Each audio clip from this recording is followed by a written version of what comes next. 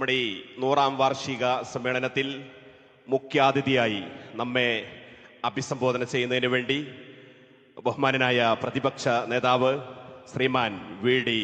സതീശൻ സാറെ ആദരപൂർവ്വം ക്ഷണിക്കുകയാണ്. ബഹുമാന്യനായ അധ്യക്ഷൻ, വേദിയിലുള്ള പണ്ഡിത ശ്രേഷ്ഠരെ, നേതാക്കളെ, സദസ്സിലുള്ള പ്രിയപ്പെട്ട സഹോദരങ്ങളെ, ഈ ഒരു വലിയ പ്രസ്ഥാനം അതിൻ്റെ 100ാം വാർഷികം ആഘോഷിക്കുന്ന സമയത്തുള്ള ഒരു ബഹുജന സമ്മേളനത്തിന് സാന്നിധ്യമാകാൻ കഴിഞ്ഞതിൻ്റെ നിറഞ്ഞ സന്തോഷത്തിലാണ് ഞാൻ ഈ വേദിയിൽ നിൽക്കുന്നത്. ഈ പ്രസ്ഥാനത്തിൻ്റെ ചരിത്രത്തിലേക്ക് കടന്നു പോകുമ്പോൾ മുസ്ലിം ഐക്യവേദിയായി രൂപപ്പെട്ട വലിയൊരു നവോത്ഥാന പ്രസ്ഥാനമായിരുന്നു മുജാഹിദ് പ്രസ്ഥാനം. അതിൻ്റെ ആദ്യകാലങ്ങളിലുള്ള നേതാക്കൾ അവരൊരു നൂറ്റാണ്ട് കഴിഞ്ഞിട്ടും ഇപ്പോഴും കേരളത്തിലെ എല്ലാ വിഭാഗം ജനങ്ങളുടെയും ഹൃദയത്തിൽ ഇപ്പോഴും ജീവിക്കുന്നു എന്നുള്ളതാണ് ഏറ്റവും പ്രധാനപ്പെട്ട പ്രത്യേകത. മുഹമ്മദ് അബ്ദുറഹ്മാൻ സാഹിബിനെ കുറിച്ച്, മൊയ്തു മൗലവിയെ കുറിച്ച്, മണപ്പാട്ട് കുഞ്ഞാമദ് ഹാജിയെ കുറിച്ച്, പോക്കറാജിയെ കുറിച്ച് എല്ലാം ആവേശത്തോടെയാണ് കേരളത്തിലെ എല്ലാ ജനവിഭാഗങ്ങളും നോക്കിക്കാണുന്നത്. കേരളത്തിൻ്റെ സാമൂഹ്യ രാഷ്ട്രീയ ചരിത്രം അടയാളപ്പെടുത്തുമ്പോൾ ഈ പേരുകളെ ആർക്കെങ്കിലും മാറ്റിവെക്കാൻ കഴിയും? അവർ നൽകിയ നിർണായകമായ സംഭാവനകൾ ഈ സംസ്ഥാനത്തിൻ്റെ സമഗ്രമായ മാറ്റത്തിന് വേണ്ടി അവർ നേതൃത്വം കൊടുത്ത പ്രസ്ഥാനവും ചെയ്ത സംഭവബഹുലമായ സംഭാവനകൾ നമുക്ക് ആർക്കും കേരളത്തിന് ഒരിക്കലും മറക്കാൻ കഴിയില്ല. മാറി നിൽക്കരുത്, പഠിച്ചില്ലെങ്കിൽ പുറകിലേക്ക് പോകുമെന്ന് ബോധ്യപ്പെടുത്തി അതിനോട് വെറുപ്പോടെ നിന്നിരുന്ന ഒരു തലമുറയെ, ഒരു കാലഘട്ടത്തെ വിദ്യാഭ്യാസമാണ് ഏറ്റവും മുഖ്യമായ കാര്യം.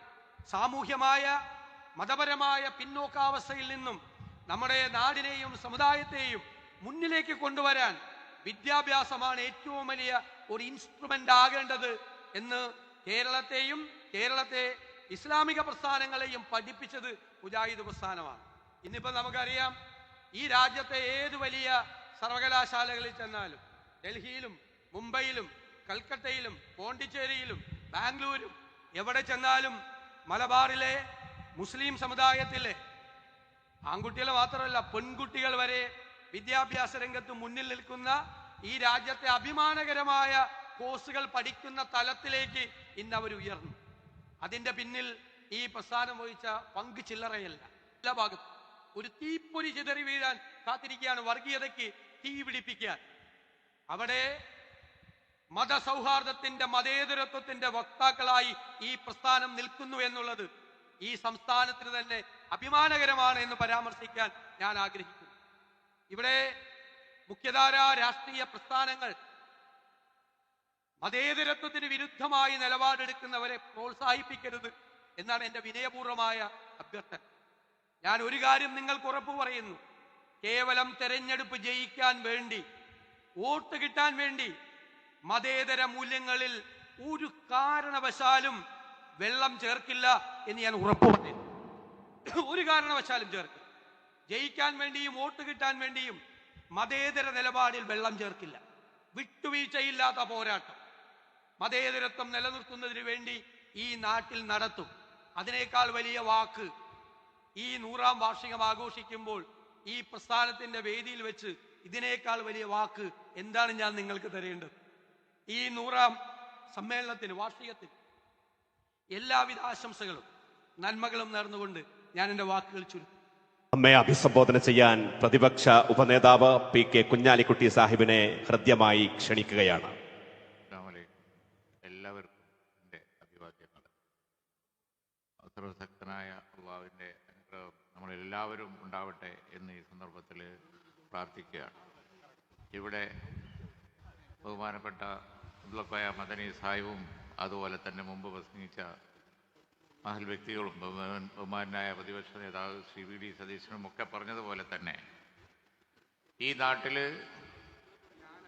നടന്ന മഹത്തായ പ്രവർത്തനങ്ങളുടെ 100ാം വാർഷികം ആഘോഷിക്കുന്ന കേരള ജമിയത്തുൽ ഉലമ മുജാഹിദ് പ്രസ്ഥാനത്തിൻ്റെ ഈ മഹാസമ്മേളനത്തിൽ സംബന്ധിക്കാനും അതിൻ്റെ ആ 100 വർഷത്തെ ചരിത്രം ജനങ്ങൾക്ക് വായിക്കാനായി എഴുതിയ പുസ്തകം പ്രസിദ്ധീകരിക്കാനും കഴിഞ്ഞതിൽ അതിയായ സന്തോഷമുണ്ട്. സമാധാന അന്തരീക്ഷത്തിൽ മനുഷ്യ നന്മക്ക് ഉതകും എന്ന് കണ്ടതുകൊണ്ട് ജനാധിപത്യപരമായി പ്രബോധനം ചെയ്ത് സമാധാന സൗഹൃദ അന്തരീക്ഷത്തിൽ പ്രബോധനം ചെയ്ത് അങ്ങനെ ആണ് ഇവിടെ ഇസ്ലാം വന്ന് നമുക്കൊക്കെ അറിയാം. കാലം കുറേ കഴിയുമ്പോൾ പലതരത്തിലാവും.